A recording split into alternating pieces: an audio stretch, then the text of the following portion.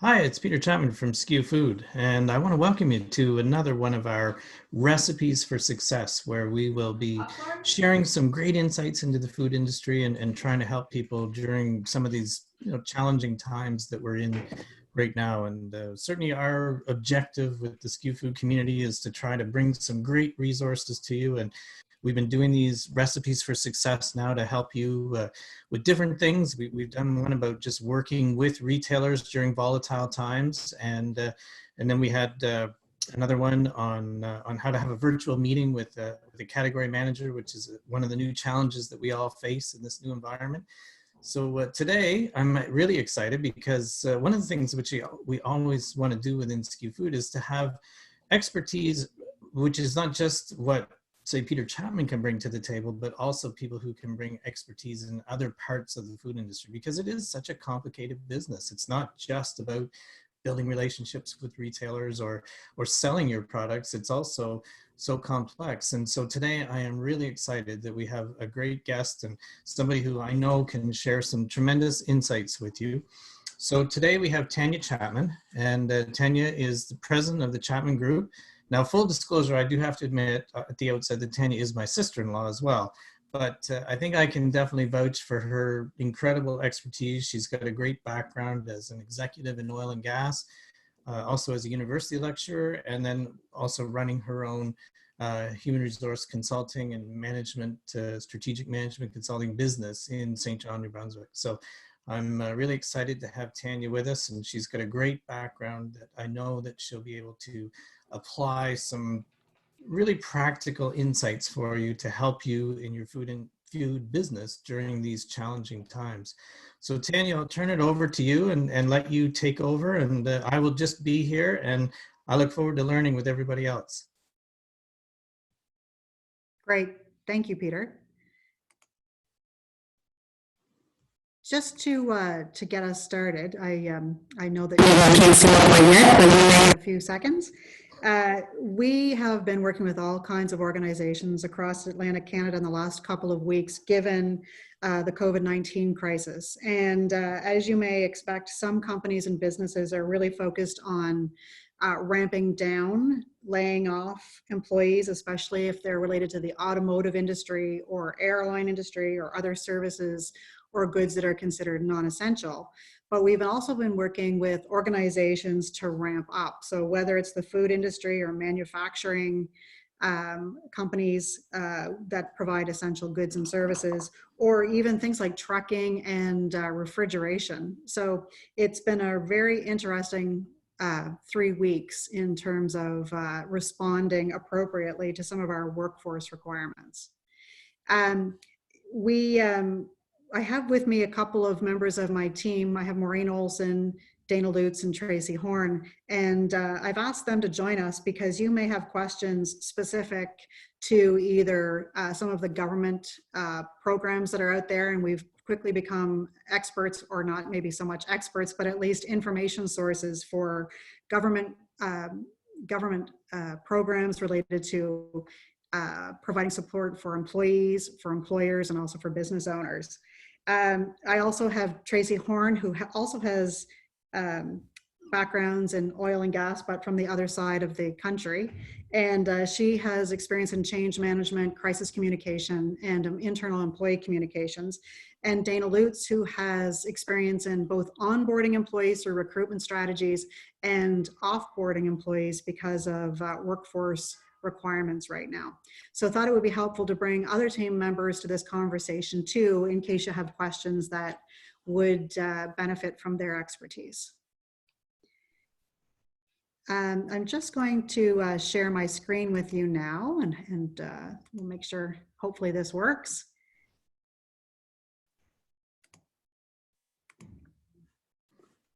Can you see my screen? We can see it, Tanya, and if you want to turn your camera on, you can. It's up to you. Okay. Happy to do that. If I can find the little button.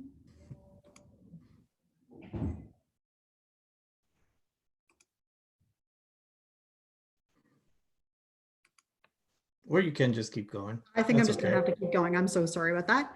No worries. just to get us started, what I'd like to talk about is, as I mentioned, planning and managing work in uncertain times. And as we think about that, a couple of things have come up for us. Usually what we would do over months of planning, we've had to start doing over days and sometimes even hours with respect to workforce planning. So our topic today is going to be on workforce planning, and we want to start off by talking about the demands on leadership. So more than ever before, we're finding that the demands on leadership have changed significantly. I used to say that change was the new norm, but it's certainly not. This is certainly unprecedented times when it comes to the rapid pace of change. So on this slide, what we're talking about now is we actually did have a relatively stable work environment, and now we are in full-blown change and crisis management. We've moved from companies really getting clear about their growth plans to survival. And that's not just about survival if you're downsizing, it's also about survival if you are trying to recruit and retain talent very quickly as you're trying to respond to customer and supply chain needs. We've moved from in-person to more of a remote kind of work environment. We're seeing more flexibility and adaptability than ever before in the workplace. And we've had to very quickly learn to use tools like Zoom and like other organizational tools to help support us in being a connected community. We've moved from annual planning to weekly troubleshooting, from a proactive approach to planning to very much a reactive approach, and then also from relatively controlled working relationships and work processes to unpredictable working relationships, and maybe less controlled than we would like.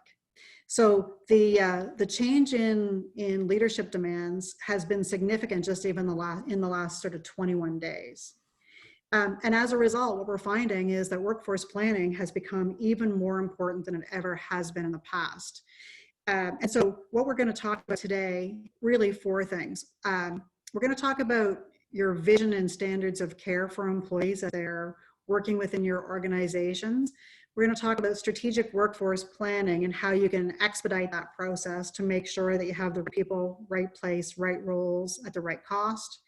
We're going to talk about bi-weekly planning, and then what I'm calling the upswing, preparing for the change to occur, because I think what we're going to find is that while we're feeling like a lot of acceleration is happening now in certain supply chains, we're going to even find that to be more so when we have stimulus packages and other government economic development preparations in place to help support our economy. And then we'll save some time at the end for some Q&A as well. The first area to think about is really workforce planning the way it should be done. So developing people strategy and workforce planning before COVID-19 kind of looked like this. You would spend some time thinking about your vision and mission and your values.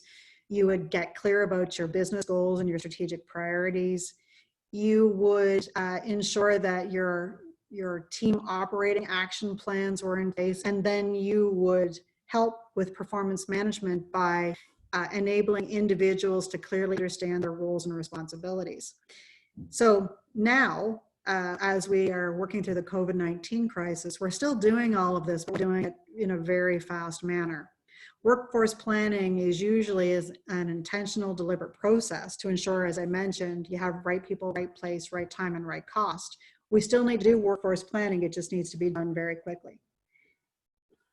The first item to think about, again, when we think about vision, mission, and values, is our standard of care. And one of the things that we've been focused on is helping companies really live to their vision, mission, and values, even in this time of change.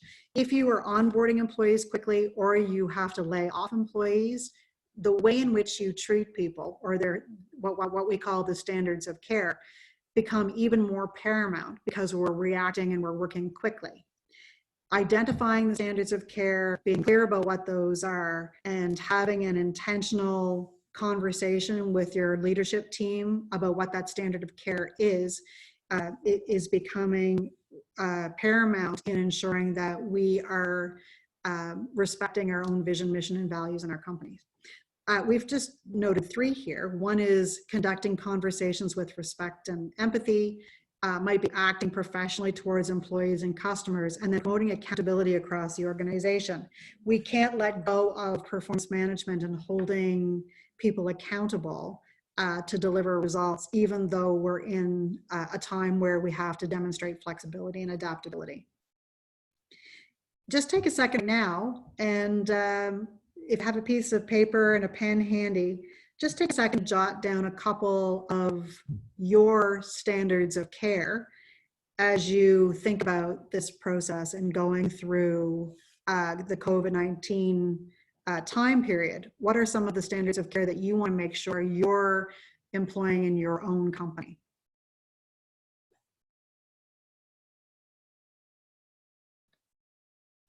So just pause there for a second.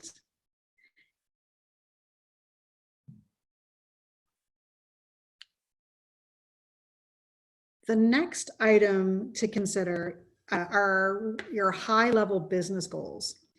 These are our high-level business goals, but they're business goals that are reflective of the next 12 weeks. When we are in rapid acceleration timeframes, it's important to focus on what's within your control and narrow our time frame down to a manageable and a feasible time. So for us, we talk about the next 90 days, and I would encourage you to think about your next 90 days as well. We have 3 goals in the next 90 days. One is sustainability of the business, ensuring that while we are rearranging our own workforce, that we maintain that sustainability to ensure that people have something, whatever the new normal is, but something normal to come back to.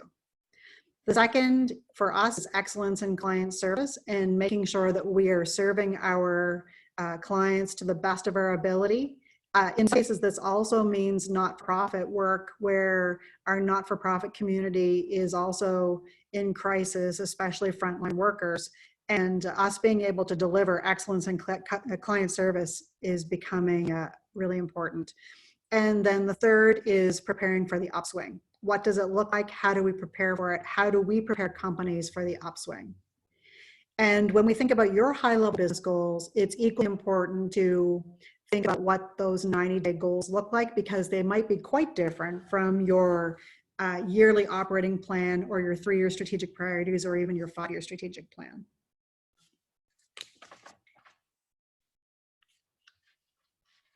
I'm going to stop after this slide, but I do want to explain what strategic workforce planning really looks like.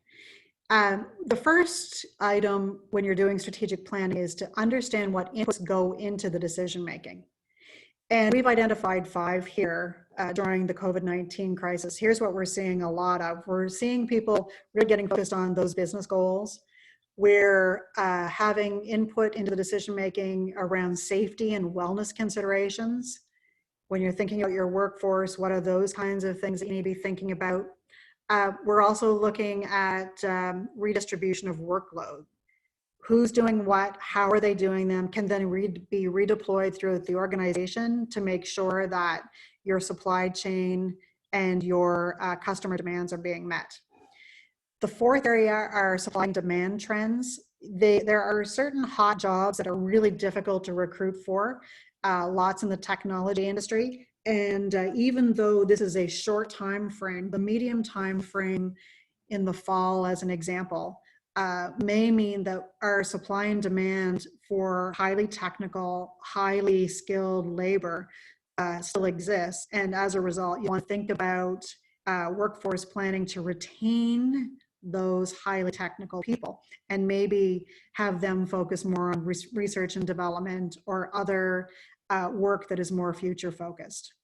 And then finally, another input to your decision making on workforce planning would be manager recommendations. So listening to your leadership team, getting clear about their recommendations based on the workflow, based on processes, and also thinking about their teams individually.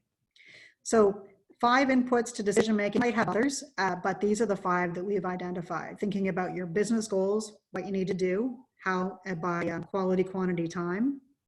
What are the safety and wellness considerations? What does the workload actually look like? how do you address supply and trends, not just for now, but longer term, and then manager recommendations. We also then consider the requirements of the workforce. These are about your capability and capacity.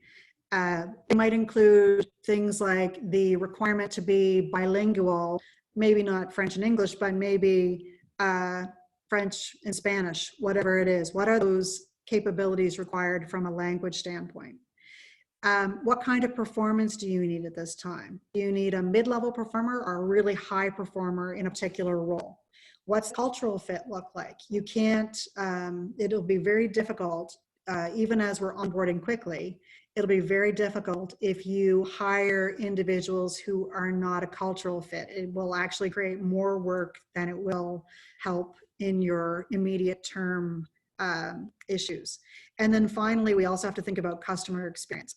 So we still need to think about what's required in order to do the jobs effectively. And then from that, we have to consider our targeted positions and getting really clear around what's core to your business, what's a vital support role, what's a non-essential and nice to have and you do it later, and then what can you completely outsource right now.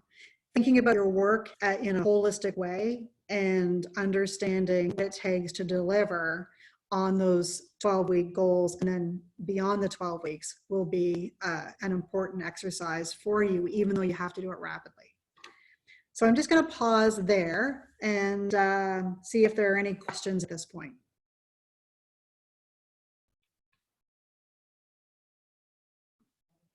I don't see any questions in there, Tanya, but one thing I was going to ask was, do you have any advice for people? Because I really feel like, well, I love the 90-day thing, but I feel a lot of people can't get past 9 days right now.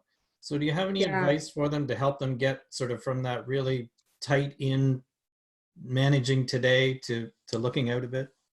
Yeah, absolutely. We, and you'll see that a little bit later too. We actually say, here are your 90-day goals, but then you have to break it down. Sometimes bi-weekly is enough. And then we also have to consider, sometimes it's weekly and sometimes it's even daily. There are companies we are working with right now who are in such an accelerated pace that daily planning is required.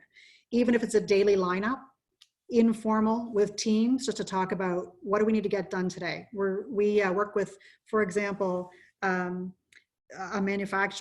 food manufacturing company, and that would be an example of, okay, here's what is required from a supply standpoint and a demand standpoint. Here's how we have to respond. Mm-hmm. Yeah, breaking it down into weekly, daily goals is really an important part for sure. I think my video's on now too. It is. We can see you. Perfect.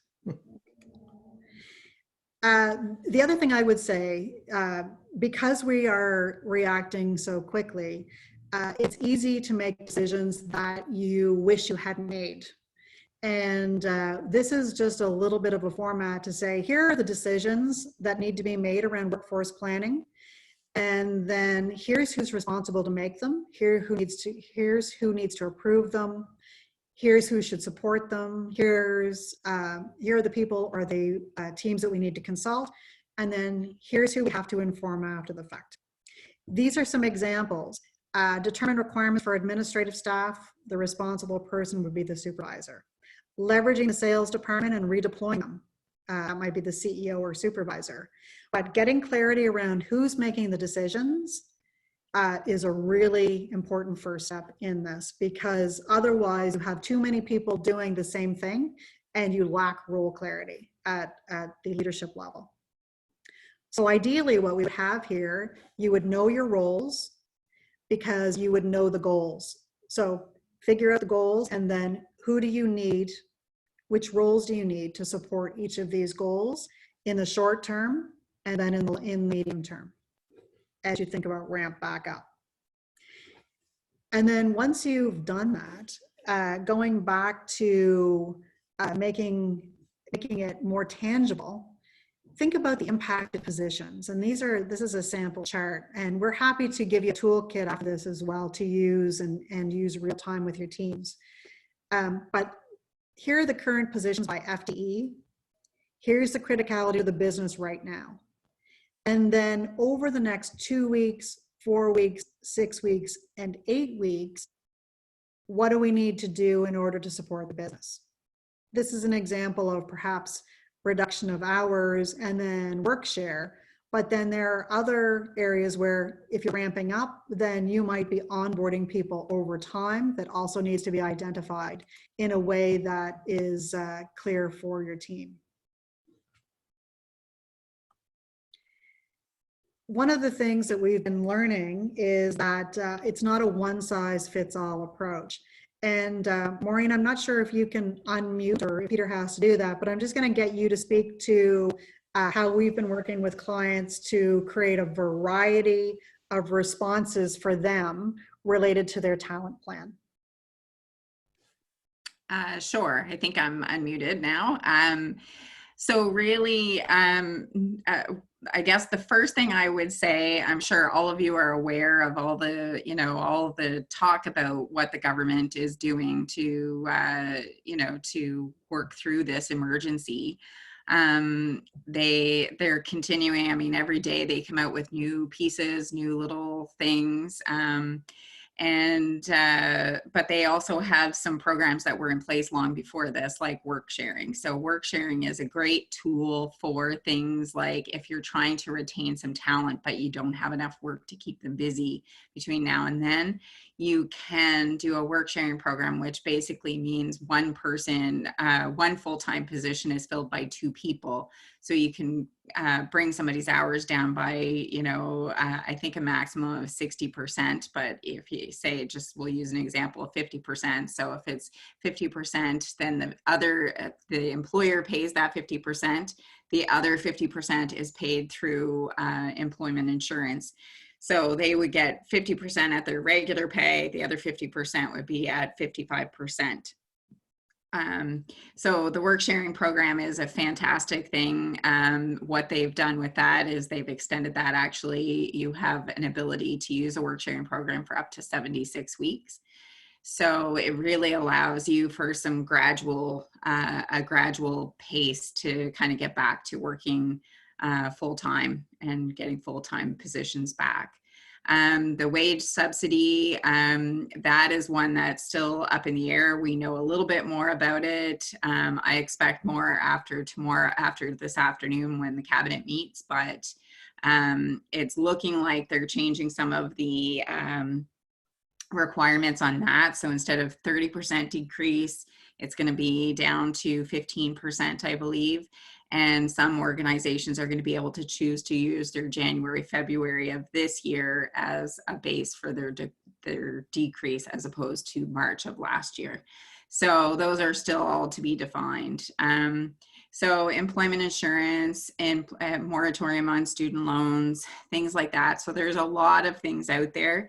I encourage you to go to canada.ca and you'll see all of the measures that they're taking for individuals and businesses.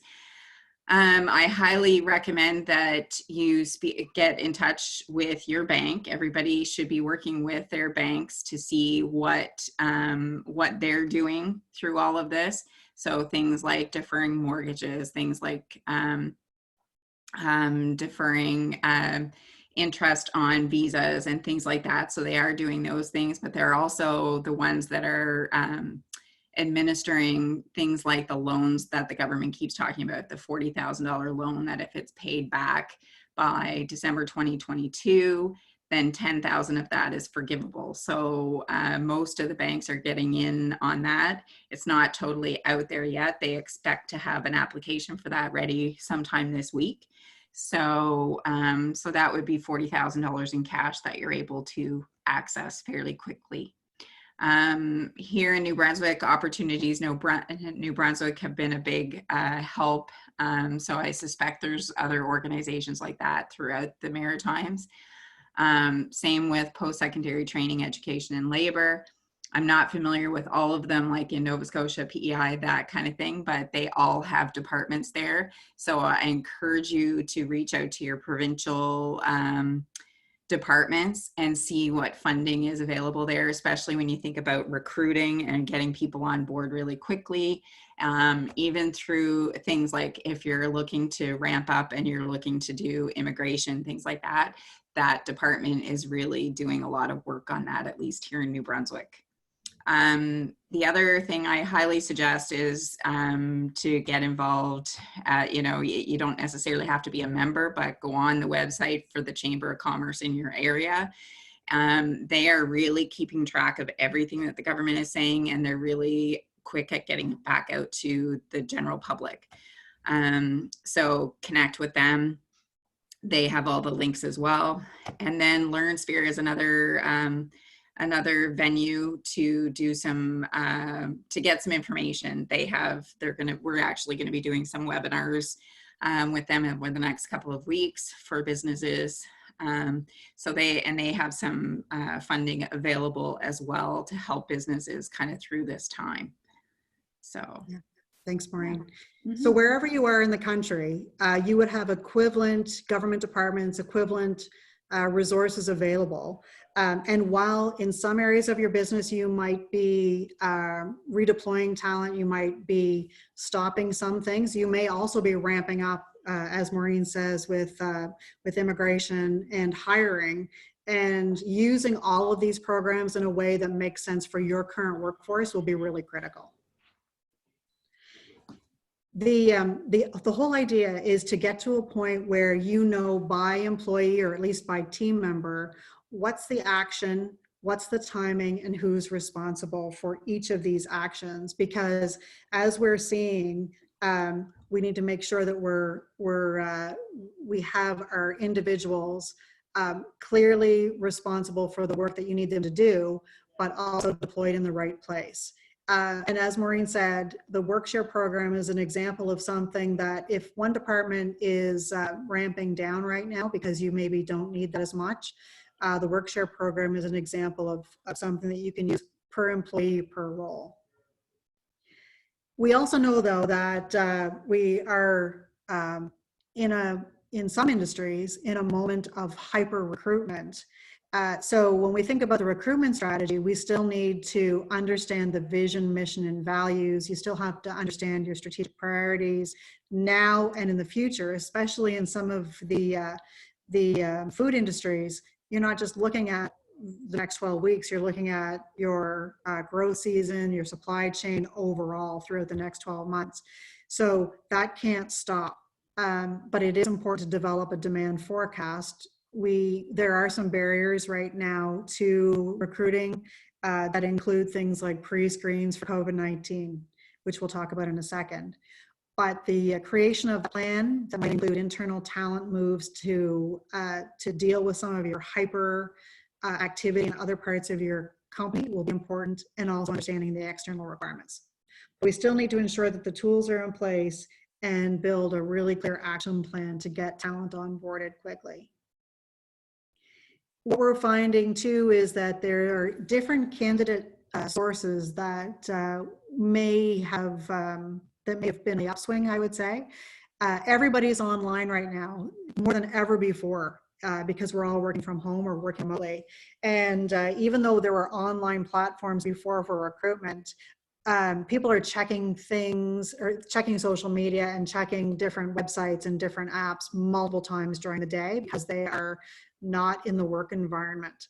And as a result, candidate sources have become increasingly important. We're even seeing some companies reaching out to get some of the workers who may have been in the service or retail industry prior to this to hire, to connect them with industries that are considered frontline and essential services. So tapping into those candidate sources and those pools of people who have been laid off, you need some creative ways to do that. And some of it, depending on the community, can come from really good connections with your business organizations, your economic development agencies, just to connect with other like-minded individuals who are trying to take care of their people, even though they may have had to lay them off, finding resource pools that way. But creating new talent pools, we're finding that, but we're also finding an uptake on, of course, COVID-19 pre-screening. And there are lots of human rights considerations and privacy considerations when you're doing pre-screening. But in order for us to have a well and safe workforce, we're finding that those pre-screens are becoming important. And then we're also seeing a real trend toward accelerated onboarding processes and fit for purpose hiring. Really taking a look at your onboarding process, obviously safety and wellness first, and then what do people really need to know now and what can wait for later while you're quickly trying to react to your hypermarket or your change in your environment. The external talent planning, though, still has to take place.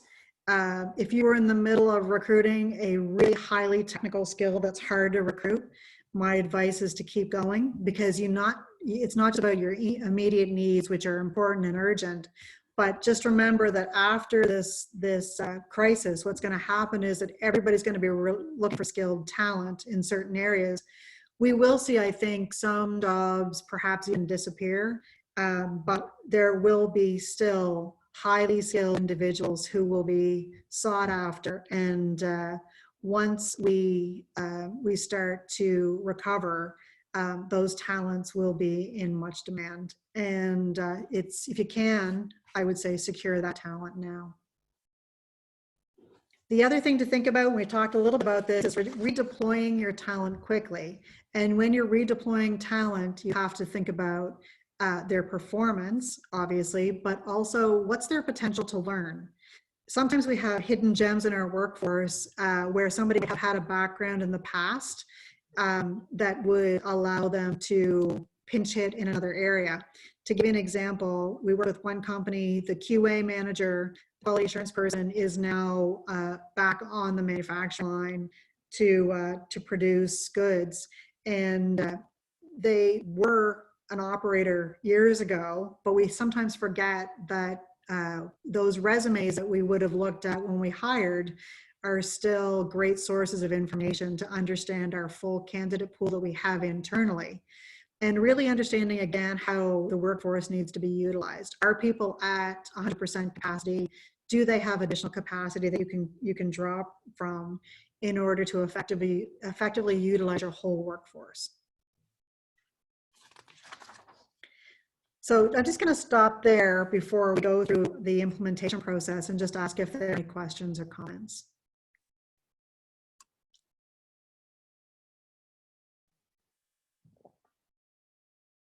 I don't see any questions in there. You must be answering them all.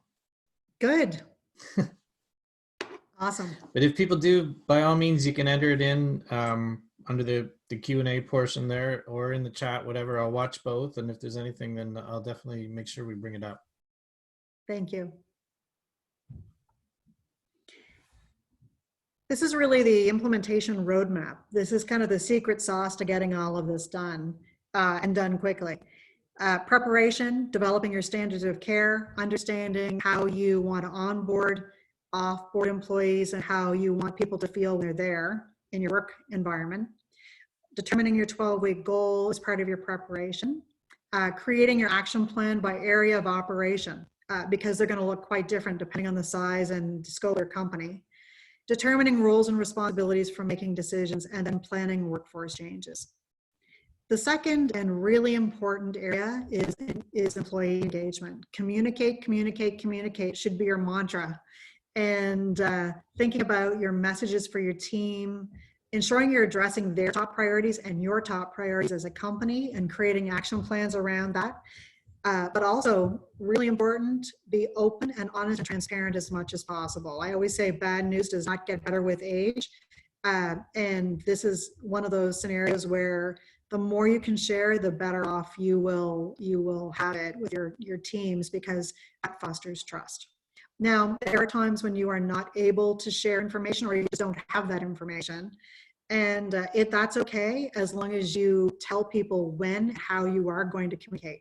And I always go back to the example of the the Chilean mine disaster a few years ago, where there were miners stuck underground. And part of the recovery effort and the success in that, in ensuring that their state of health and well-being was well supported, was the continual communication, even when things weren't working the way that they had hoped around the recovery efforts of the miners. They still communicated daily, sometimes hourly, with them to tell them what was going on, what was next, how they were moving the process forward. And that is the same sort of scenario that we as leaders should be demonstrating.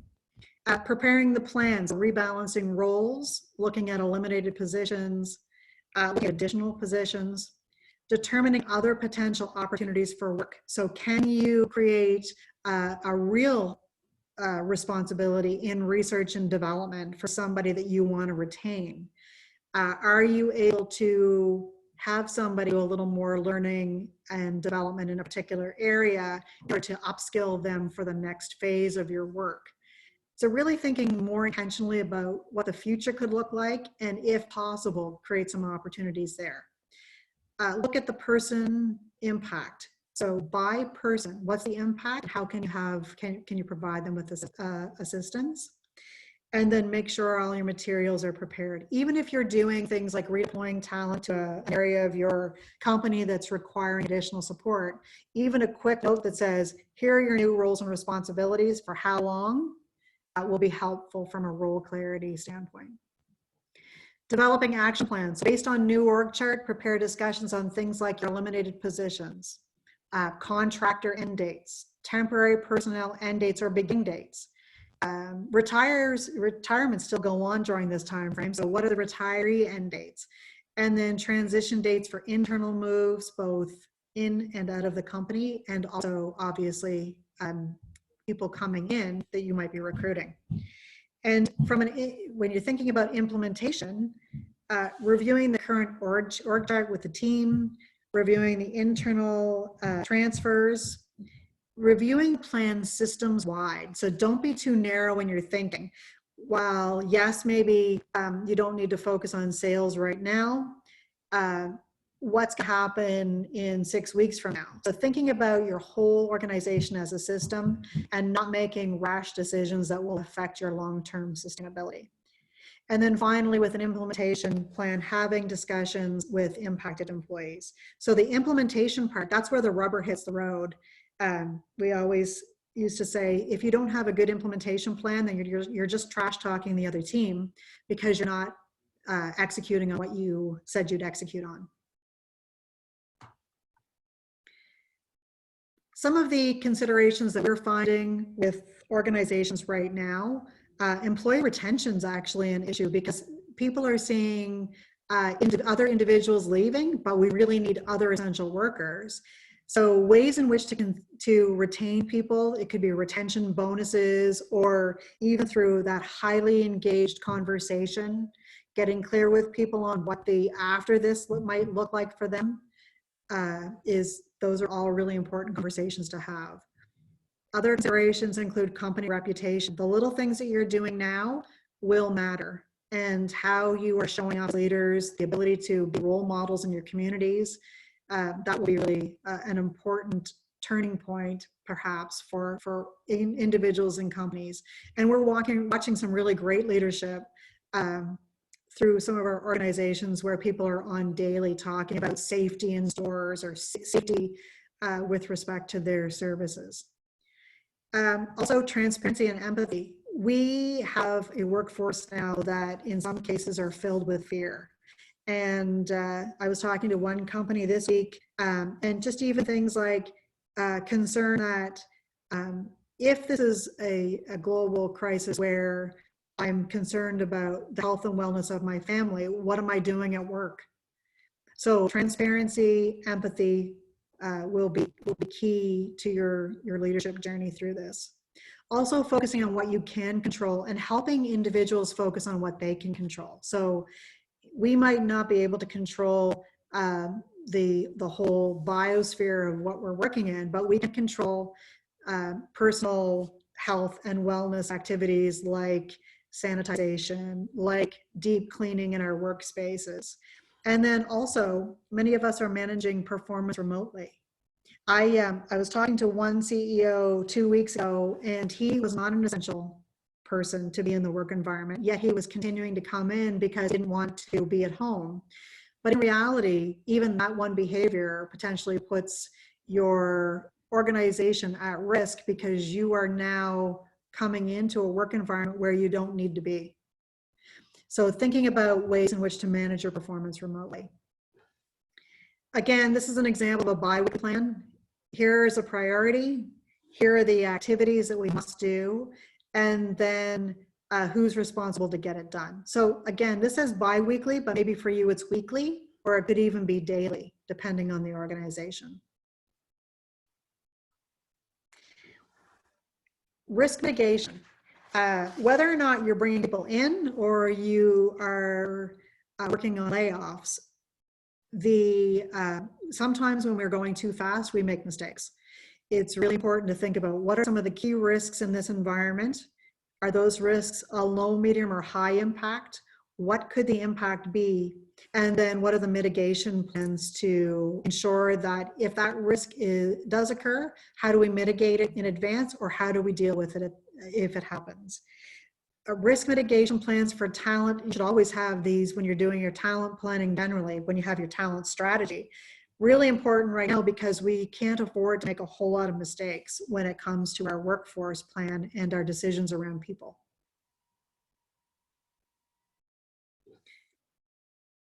Just wanted to talk about how people are feeling. We've heard from a lot of different companies and a lot of different industries in the last number of weeks. We hear everything from survivor guilt. My colleague was laid off. I wasn't because I'm an essential worker. I feel really bad about that. So people feel like they were the survivor. They don't really know why maybe they were even chosen to stay. But the opposite is happening too, because people are afraid now to be at work, which is a new thing for many of us. Sometimes they're feeling a loss of trust in the system, in government and employers. And I think everybody's feeling a different kind of stress than we've ever felt before. We're also understanding that people are going through some performance changes, especially where we think about it, we have people working from home with young children who are now being asked to be teachers and have this educational experience for their kids. And so flexibility and adaptability has become really important. Maybe before you had a meeting with your team from 9 a.m. to 10 a.m. and maybe that now needs to change. Lots of confusion out there, and of course lack of role clarity as we're trying to right fit our organizations to support the current operation. And some of the best practices we're seeing in that obviously are communication practices, but also ensuring a values-based approach to human resource management. We talked a little bit about wellness breaks, but I just want to kind of go back to that. Making sure people are taking wellness breaks. Easy to work 24/7 right now, I think, for essential services, and even asking the question around, are people taking some breaks, having some social time, making sure that you do have team chat rooms, and encourage the daily lineup. So doing everything that you can to support this sort of disconnected but intact workplace. We're seeing some companies do things like switching shifts so that one shift only ever works with the same people. And that really is, again, helping to ease some of the fear around being in contact with too many individuals. If you're recruiting people in, though, there will be a fear around whoever you are bringing in that's new to the system, because people will be concerned about their health when others are being introduced to us. And some of the ways to mitigate that, again, really good solid practices with onboarding, solid practices around COVID-19 questions, and also any kind of protective equipment that you can use in their workplace, deep cleaning, but continuing to reinforce what you're doing as an employer to mitigate the risks to people and to support them in their wellness activity. Any questions before I move on? There is one question there, Tanya, which I think is actually a great question, and one which relates to work and home. But What the person's asking is, how do we plan ahead when we do not know when the pandemic will end? Yeah, that's a great question. And so what I would say is do your 3 best scenarios. One of the, we always encourage this in strategic planning, but I think it's important, especially right now.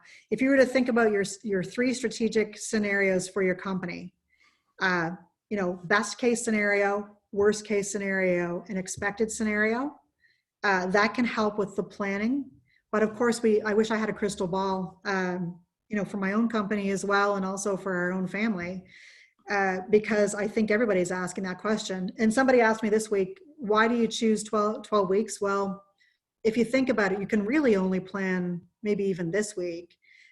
So think about the 90 days, but bring your time frame in closer with tangible, actionable items, and then project out as much as you can. And I think scenario planning is a good tool to use by preparing, hoping for the best, but preparing for the worst is what I would say.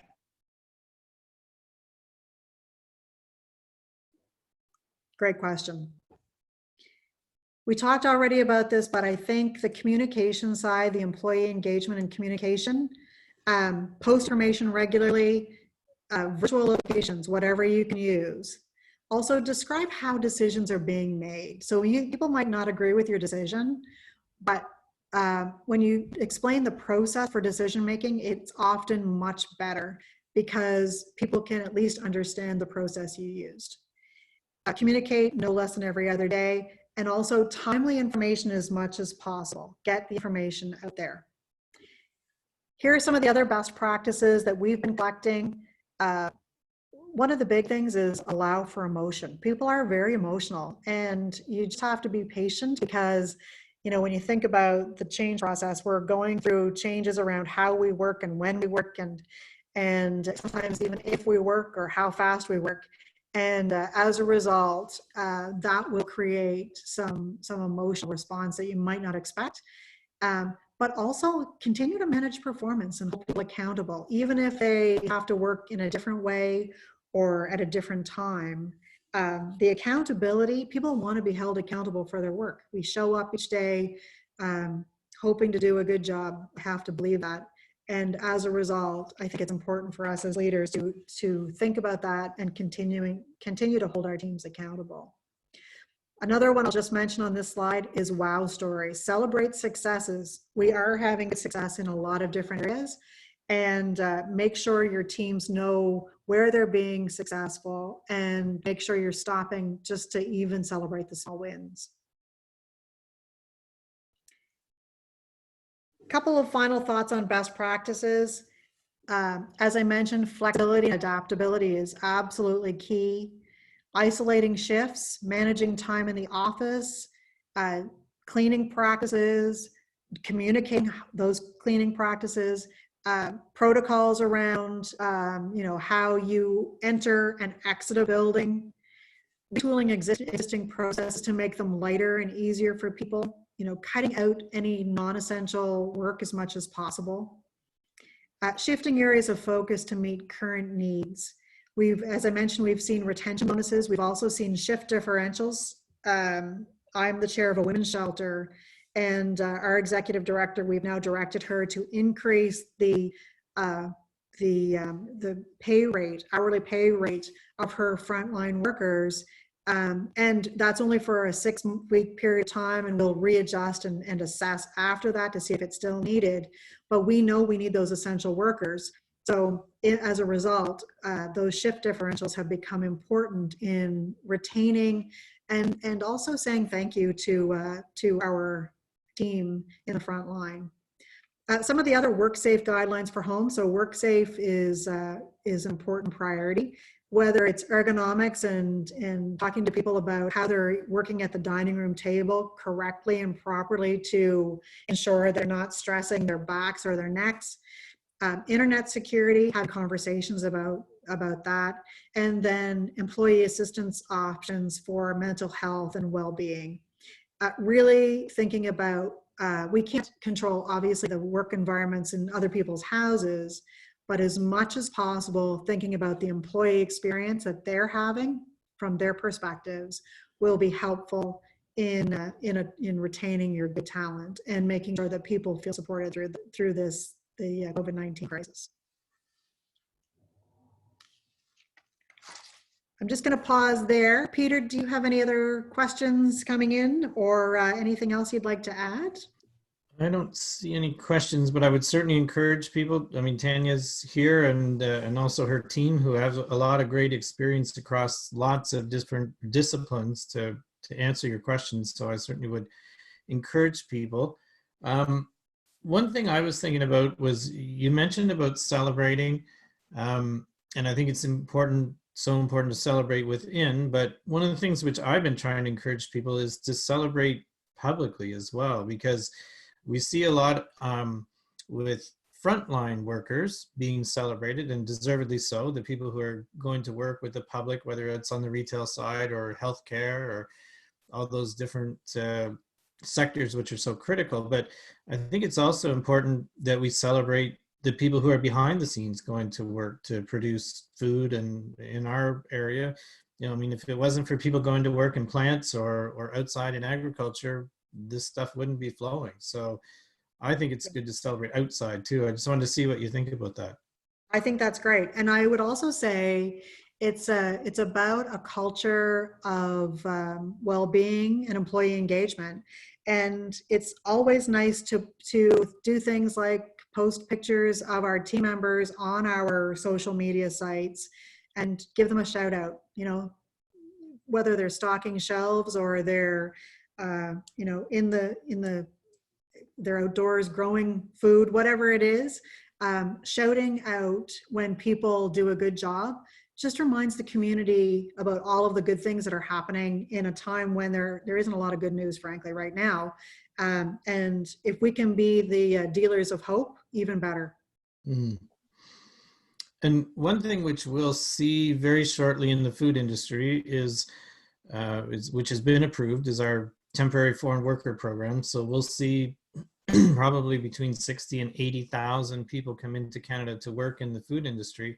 Yeah. And I'd be really interested in what you would recommend to people. How do you manage that? Because we have people who are here now who are going to be working alongside them, and even within the community as well, because we're bringing all these people from other countries. Yeah, I think that, again, really communicating what you're doing as a company, as an organization, to ensure that the workplace is safe. So talking about COVID-19 pre-screening, talking about your onboarding process, talking about safety and sanitation standards, making sure that we are keeping our physical distance away from each other, marking, you know, one company told me yesterday that they have X's, they are actually in an office environment, but they have X's on their desks where they are allowed to sit. So just every possible safety practice that you can put into place, do so.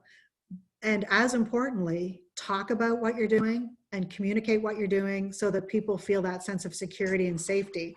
I do think we are at risk of creating an environment where people might feel unwelcomed and you know, at worst, discriminated against. So we have to, as employers, be very careful to make sure that we are creating a sense of security for the people who are coming into our companies, but also the people who are already there, by employing good, safe work practices that are in compliance with some of the things that we already know about this transmission. Right. I'm back on the screen now. Good. I'm back. And one other thing I'm curious about too is just in terms of whether you've had any instances yet where people you're working with have employees who have been tested positive, and how people either should proactively be dealing with that, or maybe they already have had to deal with it. So I'd be curious if you've had any experience with it. Yeah, well, we have certainly heard of instances where this is happening. And, you know, for me personally, it's actually the drugstore down the street from us. And what they've done, obviously contacting public health to make sure that all of the appropriate people were notified to ensure that they are watching their own health and wellness. But also, again, really that deep clean is important, the isolation as much as possible, but being transparent in the communication. You are not able to, due to privacy laws, describe in detail, obviously, somebody's health record and provide, you know, names and dates of birth, and all those things that we don't provide as employers to protect individuals. But being really open and transparent, yes, this did happen. This is what we're doing about it. This is what we're doing to protect you, and making sure that people are clear around the standards of operation expected of that particular area. And do you think it makes sense to maybe be proactive? Because as this continues, I think in our provinces now, we have to accept that there is this, as they call it, community spread. And we have people on today from across the country. Does it make sense to be proactive and say, you know, we're in the food industry, we've consulted with public health, and if we do have an employee who tests positive, this is what will happen? So yeah, that, absolutely. Outline all your protocols. mm-hmm, I kind of go back to that standard of care. mm-hmm, You know, outlining your protocols if you are in this area. It's really important to outline all of that, because that is a standard of care. Here's what we are going to do if, mm-hmm. and be prepared for an instance where you do actually have to respond. Right, right. Okay, we do have another question, and this one, I mean, if you have input into it, then I'm interested. It's a bit more on the sales side, but this is your session today, so I'll let you can have a go, and then I will. Okay. But it's about, so what advice would you give to small food manufacturers right now who've seen a big change in momentum in sales and are losing current opportunities? So is the big change a upswing or a downswing? I would say that would be a downswing, the way that I read that one. Yeah. Well, again, I go to, so if you're losing current opportunities, when you think about that right now, it is, I mean, in my mind, it's about deploying your people to the right area that's on fire. I always think about it as triage. You know, it's like hospital triage. Who's having the heart attack and who's has the bloody nose, and that's really what we have to be dealing with right now. If you are losing future opportunities, that actually might be something that you have to deploy someone to in order to really shore that up for the long term. And that's where those government programs might come in. You know, again, when we talk about economic development and some of those catalyst programs that are going to, I would say, kick into place here within the next 4 weeks.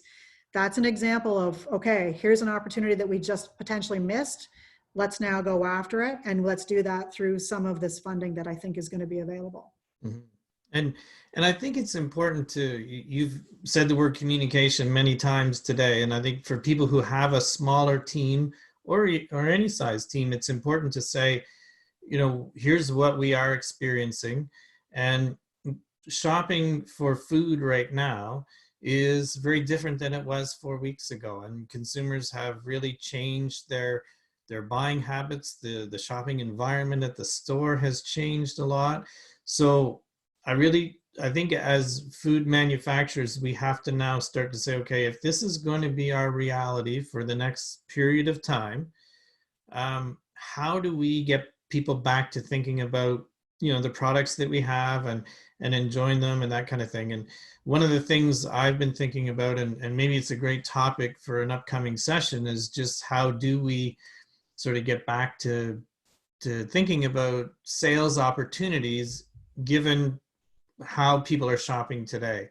And but one thing that I've been thinking about, because we depend a lot on demos, for example, especially small food producers. That's one of their best.